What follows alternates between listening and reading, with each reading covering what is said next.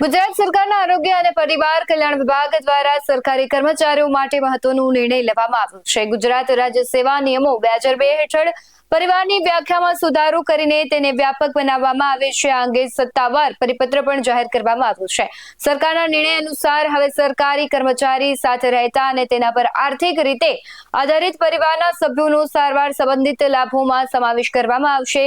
આ સુધારા મુજબ કર્મચારી સાથે રહેતા માતા પિતા પત્ની અથવા પતિ સંતાનો અને આ ઉપરાંત અન્ય નિર્ભર સભ્યોને પણ કેટલીક પરિસ્થિતિમાં લાભ મળવાની જોગવાઈ કરવામાં આવી છે।